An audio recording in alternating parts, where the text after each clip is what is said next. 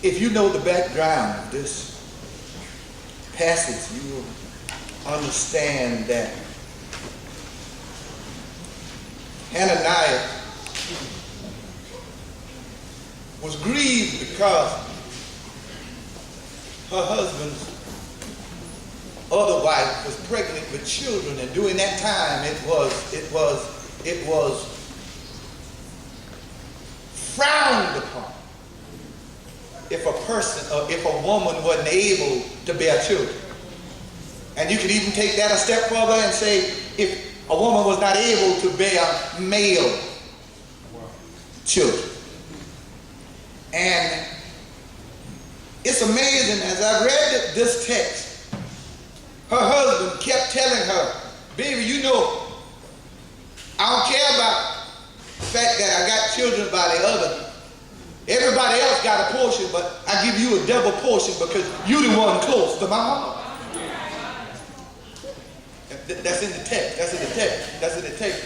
It's not about what you are giving me. It's about how you are in my heart. Yeah. I just want you to understand where we're going. But she was still concerned that she couldn't have a child, and Peniel teased her about it. And when she teased her about it, she got more vexed and she cried. And if I could use the day's time, on Sunday morning, she got up and went to church.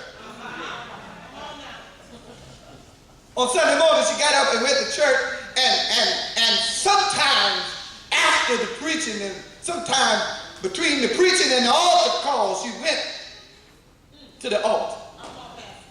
And while she was at the altar, she wasn't thinking like some of us do sometimes. She was really at the altar. She was praying. She was praying so hard to Reverend Eli. Reverend Eli took notice of her, and he stood up and said, look, baby, said, look, you moving your mouth and you ain't saying nothing. You must have been out too long last night, and you still drunk from Saturday night here on Sunday morning.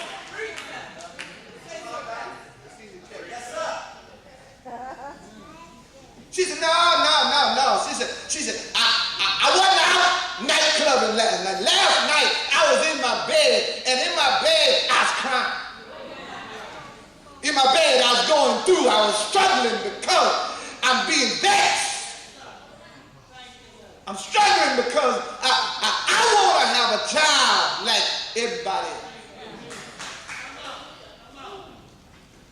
Reverend Eli realized that she was serious. So I tell you what, this is why I love this. I love a preacher that's connected with God. He said, this time next year, boy, Pastor Mike, now that's a whole sermon within itself. When we come back this time next year, whatever. We ain't going to deal with that, but we're going to deal with it now, all right? We'll leave next year to next year, but he said, this time next year.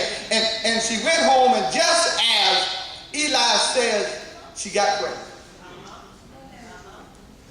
She got a word from the Lord, and she got pregnant. And I just want to now do some expository preaching. That's what they call it when you lift the text word by word. And I just want to just pull out a few points, and then we're going to go home because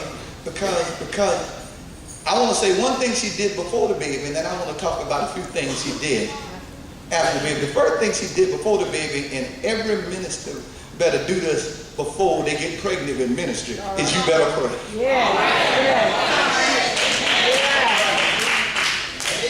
Point number one, if you about to get pregnant with a ministry, if you've been asking God for a ministry, boy, you better pray. Because you're asking for long days and sleepless nights, because now you got to deal with folk that you didn't have to deal with before. You got to deal with attitudes you didn't have to deal with before. You got to deal with religious mindset that you didn't have to deal with before. And you pray and asking the Lord. You know all that hell church people give you, don't you forget you ask God.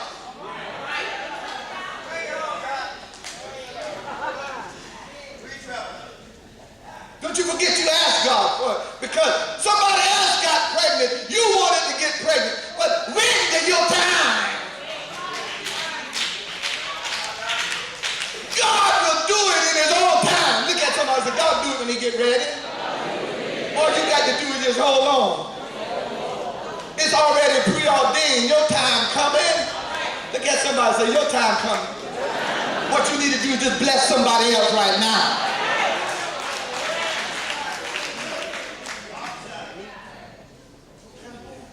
Here she is.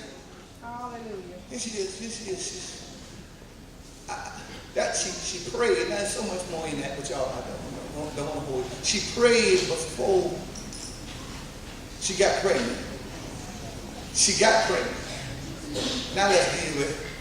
I like what she did after the pregnancy.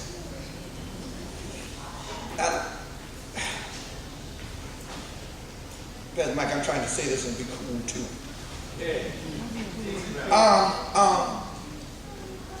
It's good to get pregnant for yourself. Because sometimes it's hard to raise other people's children. All right.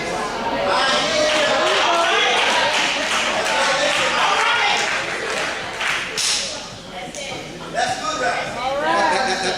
Now, I'm not talking about biologically. Now, get me wrong. Because sometimes biological children are better to you than your own children.